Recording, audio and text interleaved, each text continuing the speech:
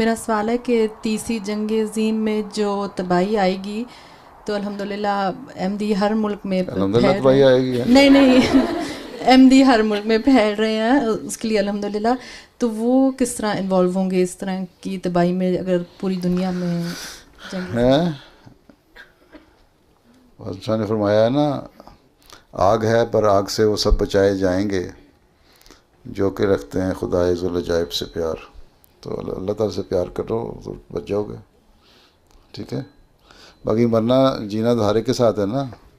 سزا اسلام میں جہاں وسلم کے زمانے میں کوئی زلزلوں کا عذاب آیا، کوئی طوفانوں کا عذاب آیا، کوئی پانی کا عذاب آیا، کوئی ہوا کا عذاب آیا؟ نہیں نہ آئے. سارے عذاب جتنا ذکر ہے کوئی نہ آیا ان میں سے. تو وسلم کے زمانے میں دشمنوں کے لیے کوئی عذاب نہیں تھا. تھا نا. کون سا عذاب تھا؟ وہ جنگوں کا عذاب تھا. ٹھیک ہے.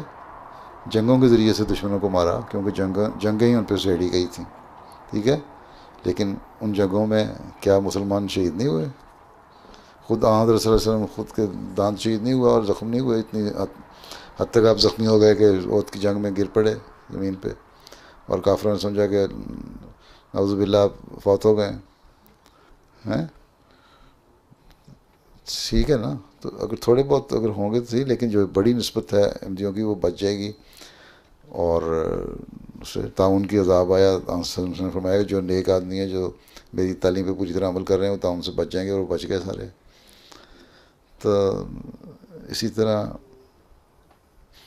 جو اس اندر اس ریڈیس کے اندر ہے جہاں اس کا اثر ہونا ہے ایٹم بم کا یا کسی بھی جنگ کا، وہ تو ظاہر ہے ان کو تو اثر ہوگا، لیکن اللہ تعالیٰ بچانے پہ قادر بھی ہے.